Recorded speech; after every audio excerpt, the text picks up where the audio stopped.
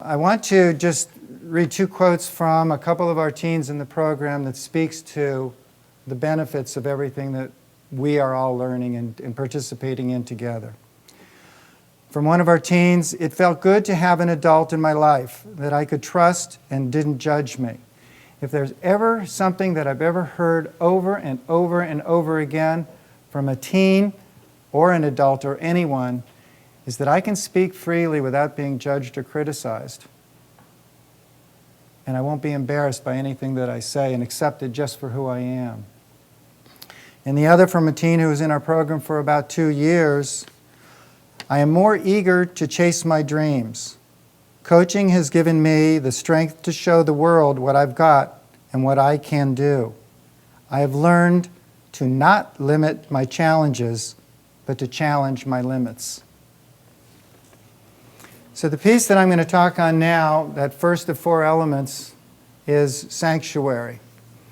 Now, by definition, sanctuary is a refuge, a place providing protection and shelter from danger or hardship. And if we think about the teens today, especially the teens that are homeless, at risk, dealing with the disconnect, dealing with the speed of information and all the things we talked about before, how do we create the environment for these conversations even to take place? For instance, we put an invitation out to you. You've given us permission to present to you because of your presence. And once that begins, then what do we do with that? So I want to speak more to the feeling of it rather than the intellectual aspect of it. A few years ago, my wife and I saw a play on Broadway called In the Heights, about a bunch of Puerto Rican kids living up in the upper Bronx in the 180s. And they were tormented, I'm going to use that word, my interpretation, by a lot of things that we've talked about today teens are tormented with, except there was a lot of disconnect that these kids were dealing with. They were judged and criticized by teachers. They were judged and criticized by parents, if they had parents in their lives. But there was one person who sat on the stoop, the steps in front of their apartment, that they could always go to. And that was a grandmother to one of the teens. And she was a grandmother to all. In Spanish, una abuela, abuelita, is the affectionate term. And whenever, and this is the part that I connected with most in the whole play, whenever those teens were troubled and confused and felt the disconnect and had nowhere to go to and didn't feel safe and needed protection, they found themselves on those steps of the abuela's apartment, where she was compassionate, open, listened, and particularly didn't judge. And every time they sat on those steps, they got up and they felt steadier and that they could take steps forward in their lives. The other is a favorite movie of mine called The Horse Whisperer. It's also a book. The Horse Whisperer is about healing a horse, and in turn the horse's teenage rider that was on the horse when there was an awful accident, and the horse was traumatized, as well as the teen, as well as the entire family. And they take the horse to a horse whisperer, and there is a true horse whisperer, and there's been a movie about him, but it was based on his life. And they take the horse to Montana for the horse whisperer to heal the horse, as well as the teen and the mother and the father.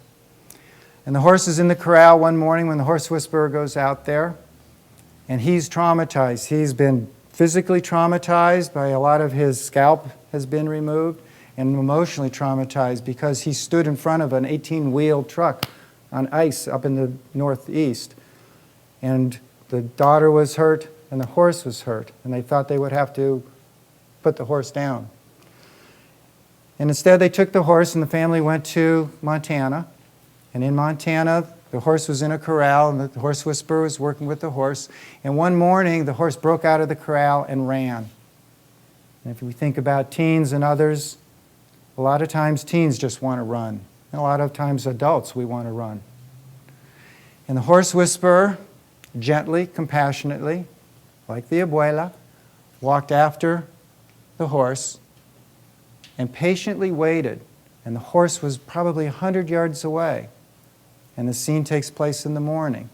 And he got down in a cowboy crunch, and he just sat there. And he just sat there in the grass and waited. And waited and waited.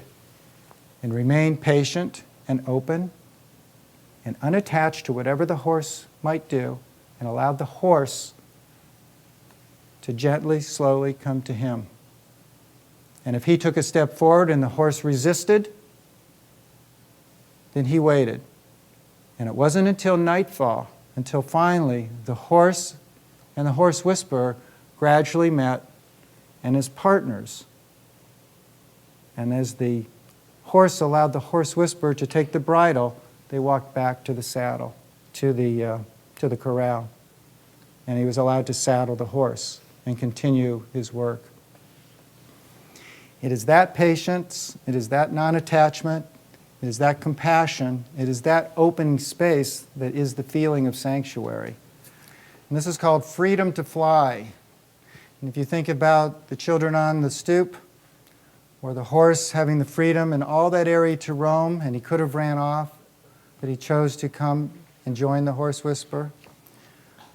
Around the turn of the 20th century, there was a wealthy American art collector who made a point of collecting early works of all the up-and-coming artists from around the world. There was a man living in Japan who was becoming recognized as a master artist. The collector had just built a new mansion and wanted to fill a huge space in his main entry. So he commissioned this artist to paint an enormous mural for him to hang in the space. Due to the lack of sizable studio space, the collector even had to build a special studio in Japan to accommodate the gigantic size of the painting. A year went by and the collector received notice that the painting was finished. The collector traveled by steamship to Japan with a group of his friends for the unveiling. Everything was ready. As the silk veiling was removed, the collector stood aghast. The massive canvas was empty,